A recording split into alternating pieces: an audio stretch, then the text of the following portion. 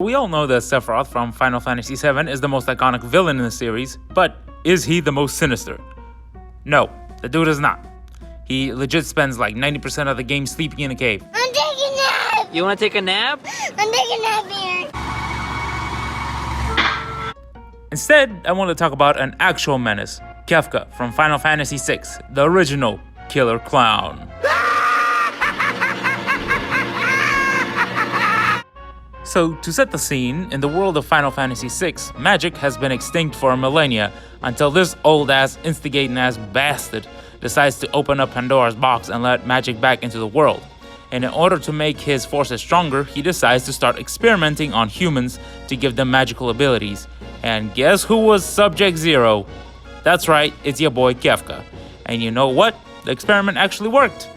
KEFKA came out of there looking like Captain Frickin' America. That wasn't so bad. That was penicillin. But it had an unfortunate side effect of turning the man into the ultimate crash out.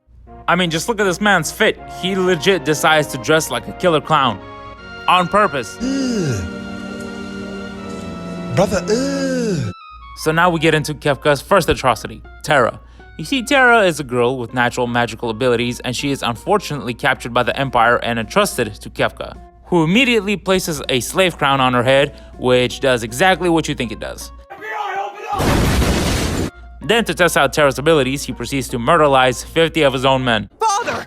What this guy has done, it's inhuman! Yes, but it's not insane. And thus begins Terra's PTSD journey. So far we've got for slavery and murder. I mean, honestly, it's pretty typical for a villain. I mean, what else you got? He was the best guy around. What about the people he murdered? What murder? Well, that's enough backstory for now. The first time we actually see KEFKA in-game is he's walking through the desert looking for Edgar's castle. We were told to comb the desert, so we're combing it. Found anything yet?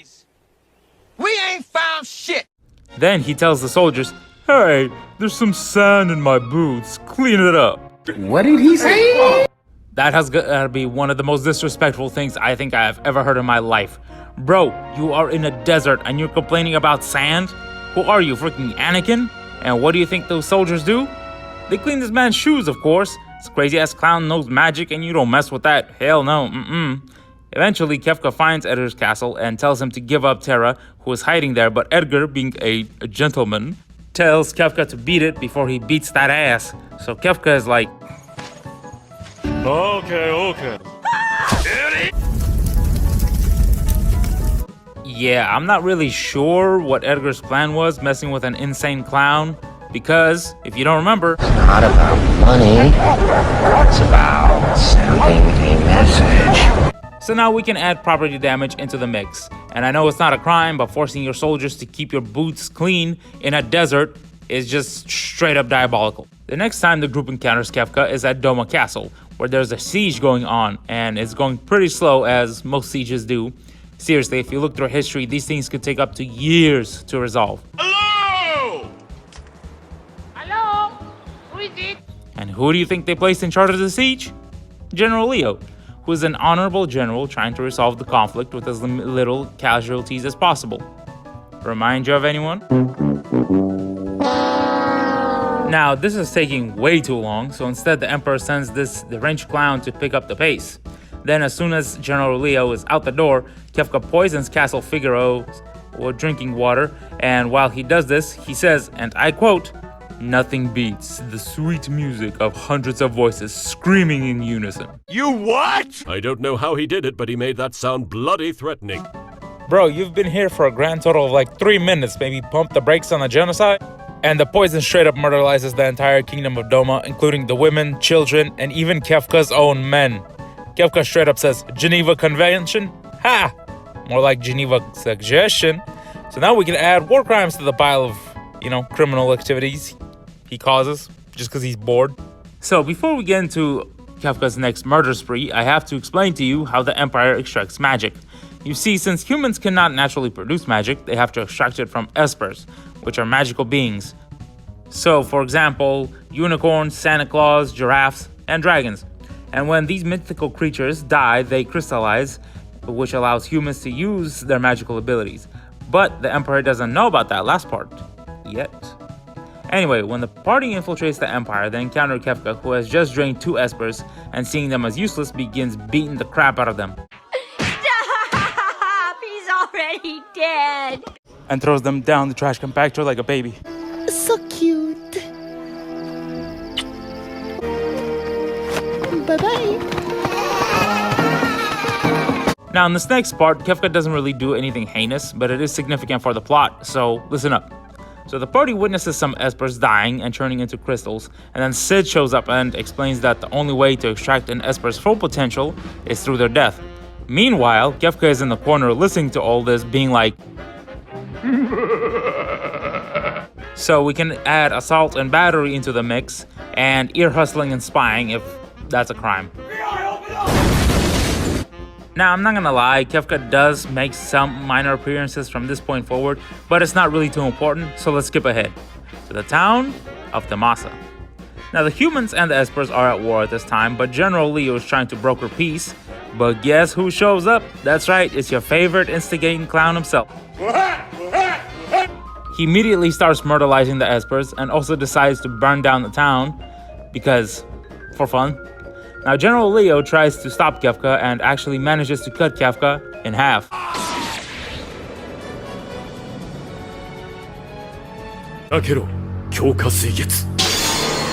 That's right, it was a genjutsu all along, and Kefka stabs Leo in the back, and Leo dies.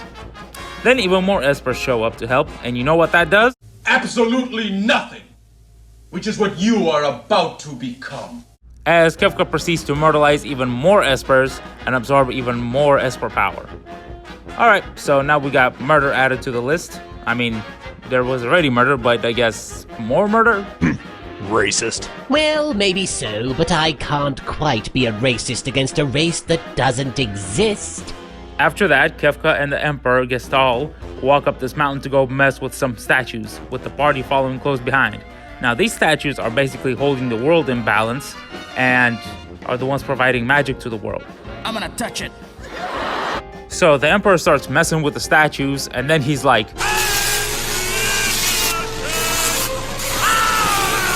and knocks out the entire party. Meanwhile, Kefka hands Celeste a sword and tells her to stab her best of friendos, and they would let her join the Empire. So Celeste is like, Okay. but she pulls an Una reverse card and stabs Kefka instead. And this man starts spazzing. Nobody makes me bleed my own blood. Nobody! Then, in his deranged state, Kefka tries to control the statues, but the Emperor is like, Oh, hell no! for you see, the Emperor wants to rule the planet. But Kefka, he has other ideas. This planet! Wait, I'll zone out there for a second, what? So the Emperor tries to smite Kefka, but all of his spells are ineffective because Kefka is using the statue's power to nullify them. And then Kefka proceeds to beat the absolute crap out of this old man. Oh! Ow! Have you ever seen such cruelty? And then he even throws him off of the floating continent like a baby. And then to make matters worse, he starts moving the statues around. And like I said before, they provide balance. But since they're out of balance, this basically just kickstarts the apocalypse. And I'm not even kidding, the world basically nukes itself. And that's not even an exaggeration. We literally see the world breaking apart.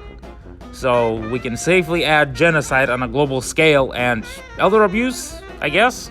So now Kefka is emperor of a scorched earth, and to entertain himself, he casually likes to nuke random towns, as you do. So obviously the party has to stop him, and so they get the gang back together and go and try to jump Kefka. But before they can do that, they try to use Naruto's ultimate technique, Tok no Jutsu. But Kefka hits him with a, Now you see that evil will always triumph, because good is dumb. Now I will kill you until you die from it. and just like all the villains before and after, Kefka transforms into an abomination. Transformation. And spoiler warning, it's not getting old anytime soon. And I would describe it to you, but 1, he's got like 8 different forms, and 2, I do not have the adequate amount of cocaina to articulate exactly what I'm saying. Anyway, after the party defeats all of his forms, the last one comes out where he's just stripped naked. Why'd you take off your shirt? So then the party proceeds to basically beat the crap out of him. And sadly, this is where the tale ends for the Clown Prince of Genocide. Now you might be thinking, why did Kefka do all these things? Well, they had it coming.